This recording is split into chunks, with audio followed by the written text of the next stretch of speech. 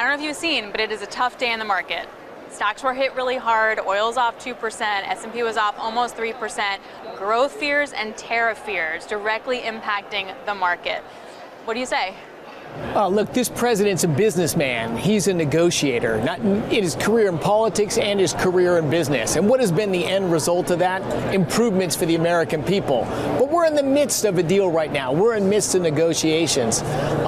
Trump is fighting every day to make conditions, business conditions, cost of living conditions better for Americans. I think that's the trajectory we're on, but you've always got uncertainty on the road there. There's pain for gain, right? But like how long that pain lasts for, it can be really tricky, particularly when we're trying to actually invest.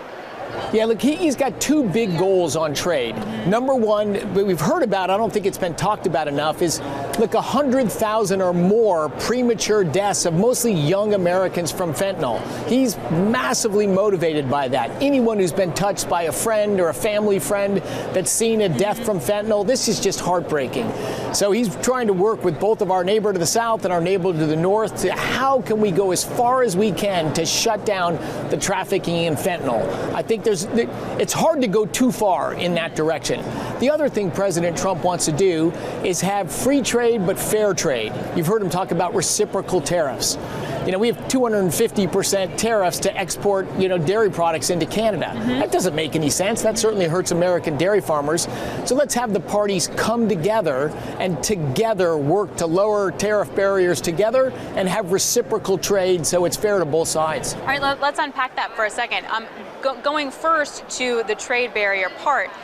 Just example, when you have a tax and a tariff on Canadian imports of oil, won't that actually hurt consumers? Because all of a sudden you're going to have refiner margins are going to plummet, then you're going to have higher gasoline prices. Every analyst on the street is saying that. They might be wrong.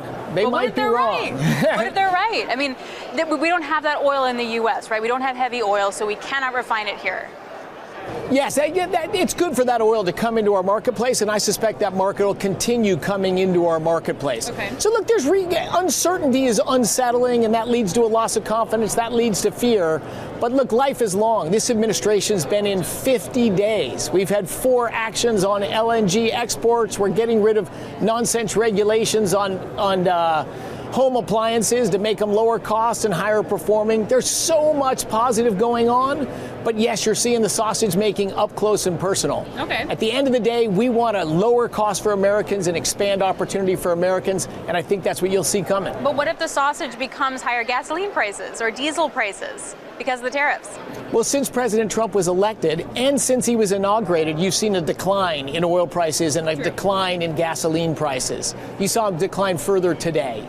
This is true. They're down about 17% oil prices since the peak back in January. But on the flip side, if I'm a driller, how do I drill more? Because I don't want to drill when oil's at 69. So President Trump's worked hard to lower the cost of doing business in the United States. We had 4 years in the Biden administration where there was so many barriers and you never knew where the next one was coming. You can't get a permit on federal land. You can't build a gathering line. Maybe you're not going to be able to export your natural gas. I don't want to drill if I'm not sure where it's going to go. We had all those things that artificially chilled investment, which means the break-even prices for the companies goes higher and higher. Trump's longer-term agenda is make it easier to invest in America, lower cost to produce oil, natural gas, electricity, manufactured products, everything in the United States. So I think you're going to see a lowering of the break-even, a lowering in the threshold at which it no longer makes sense to drill. But supply and demand will dictate prices for sure. Sure. But on the flip side, if you have tariffs coming in on aluminum steel, that will raise the break-even prices per well drilled. Two motivations there. Number one, we've seen so much exporting of manufacturing jobs in the United States over the last 25 years, mostly to Asia, driven in large part by China. So he has a goal, I think a great goal, to reshore manufacturing in the United States. We can make heavy industry again in this country. But there's a transition time there for sure. But look, he's a negotiator. He's a businessman. He got elected to lower prices for American consumers. Do you think he's going to change his mind and say, no, I'm in favor of higher prices on American consumers? That's not where this administration's going. It's just how long the pain will last. I think is really at the heart of the question. And as a CEO, I have not yet to meet a CEO here today that tells me they're going to drill more because they're worried about the uncertainty. Uncertainty's unsettling. Uncertainty's unsettling. You know, you were a CEO of an oil company. Absolutely. But look, you got to give it a little bit of time. We saw the results last time. Trump was in 4 years in his first term, Trump 45. There was a lot of fear there. What happened? Inflation averaged below 2%. Energy prices came down. Wages grew in America, particularly for blue-collar, working-class people. It's the same agenda. It's the same agenda this time. So let's go to the IRA for a second. You guys are reviewing, of course, what parts of the IRA will stay. Tax credits, everyone I talk to loves the tax credits. They love them. They love them for hydrogen. They love them for wind. They love them for solar. Will you keep those? Will the administration keep them? Everybody loves to get other people's money, whether it's business or consumers or whatever. But look where that's led us, Alex. Look where that's led us. Almost a $2 trillion deficit in the last year of the Biden administration in peacetime with relatively low unemployment. That's just unsustainable. If you shovel money out the door, everyone can get a sugar high, but you have to pay the piper. So there's, of course, politics, and it's the House and the Senate will decide what from the IRA bill stays and what goes. I'm, of course, advising on that, but I don't have a vote in the House or the Senate. But we had 4 years of a lot of money going out of the door, a lot of it in the name of new energies or whatever. And what did we get? Higher priced energy over those 4 years. Of course, it's going to be a different tack this time.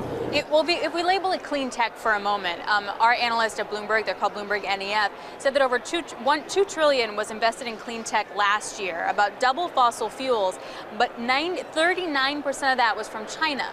If we don't invest in clean tech, are we basically giving China free run in that industry? And that's exactly not what the administration wants. Of course, I reject the label clean tech. That's just a marketing term. Okay. I think what that means is lower greenhouse gas emissions, but much more material intensity, much more land intensity, and intermittent solar panels. Okay.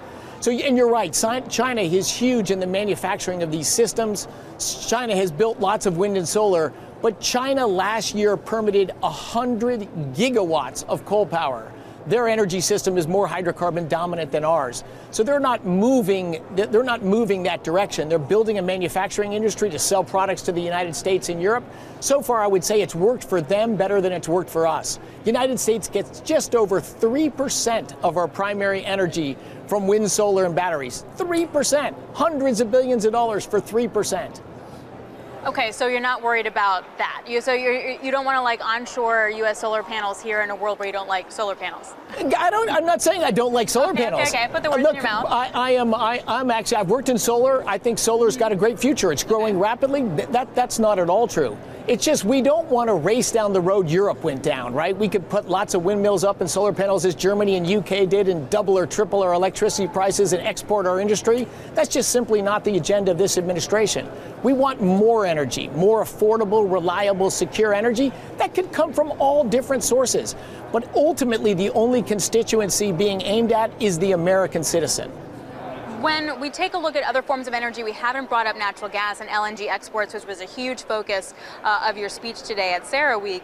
How are the conversations going for the ability to build out in the West LNG export facilities to have it be more efficient to get LNG to Japan? Yeah, look, there's a project in Alaska we're talking about. There's several other projects. Ultimately, the infrastructure, that comes from private industries and private players. So our goal is not to decide what the energy system is. It's just to get out of the way and enable businesses and consumers to decide with their own pocketbooks and their own investments what energy is going to be.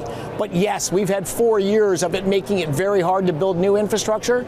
That has changed now. I think you're going to see a lot of infrastructure built, but the specific projects will be built. That'll be determined by consumers and investors, builders of those projects. So you haven't had talks with the Japanese government about this or anything? Absolutely we have. Okay. Tremendous interest in Japan. Firm interest or just thoughts? Oh, I would say firm interest. Okay. Firm interest. Yeah, Japan and the United States have had a great alliance across many sectors. The United States is blessed with an abundance of energy. Japan didn't get the same abundance as we have, but they also have the start of AI and technology growing in Japan. They have growing energy demand needs, and we're better to get that energy supply than from the United States. Oh, I think we have very productive dialogues going on with Japan.